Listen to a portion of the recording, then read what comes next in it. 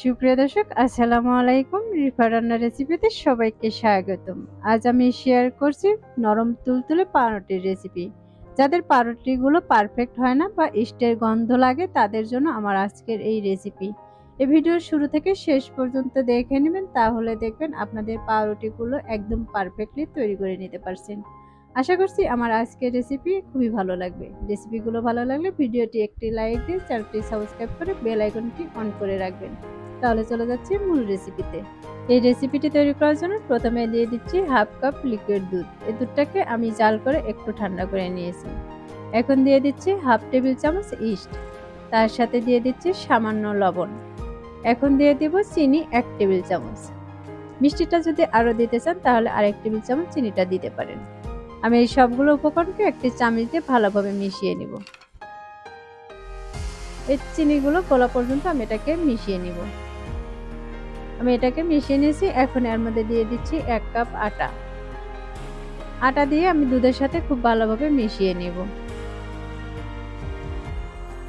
যে কোনো পাউরুটি বানানোর সময় আটাটা কিন্তু খুব ভালোভাবে মাখিয়ে নিতে হয়।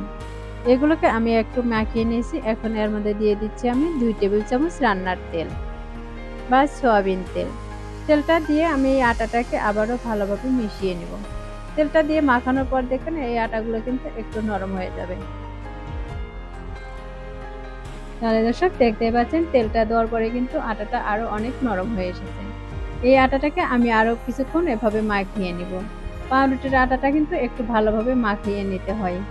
আমি এগুলোকে চামচ থেকে ছাড়িয়ে নিচ্ছি আর উপরে সামান্য একটু তেল দিয়ে দিচ্ছি, যেন উপরটা ড্রাই হয়ে না যায়। এগুলো তেল লাগিয়ে নেওয়া হয়ে গেছে। এখন আমি এটাকে একটি কাগজ দিয়ে ভালো করে ঢেকে রাখবো। আপনারা চাইলে যে কোনো ঢাকনা দিয়েও ঢেকে রাখতে পারেন, যেন বাইরে থেকে কোনো হাওয়া ভিতরে প্রবেশ না করে। আমি উপরে একটি র্যাপিং পেপার দিয়ে দিচ্ছি আর এটাকে ভালোভাবে কিন্তু আটকিয়ে নিচ্ছি।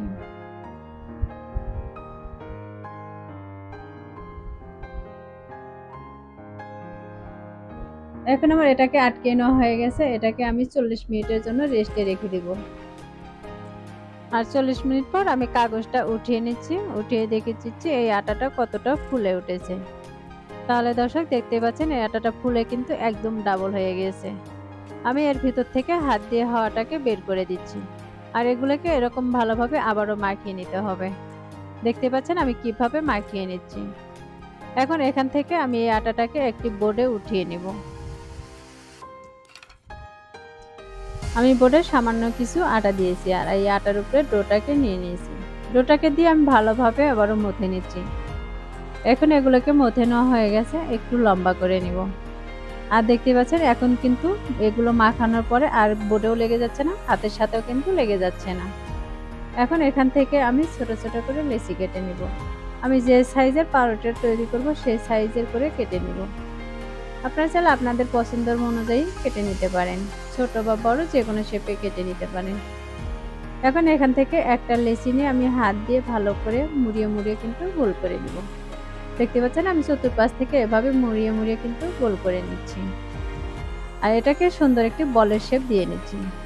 আমার এটাকে তৈরি করে নেওয়া হয়ে গেছে।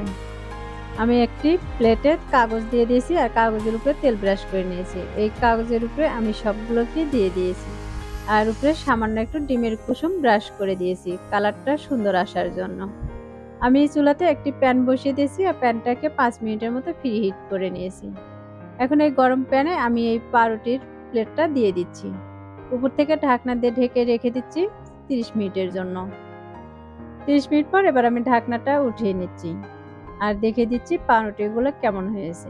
তাহলে দর্শক দেখতে পাচ্ছেন পাউরুটিগুলো কিন্তু খুবই সুন্দর হয়েছে আর খুবই সফট হয়েছে। এগুলোকে একটু ঠান্ডা করে আমি উঠিয়ে নিয়েছি আর এগুলোকে আপনাদের বোঝার সুবিধার্থে আমি খুব ভালোভাবে দেখিয়ে দিচ্ছি। দেখেন এটা কতটা সফট হয়েছে। এখন এখান থেকে আমি একটিকে ছিঁড়ে দেখিয়ে দিচ্ছি এর ভিতরটা কতটা সুন্দর হয়েছে।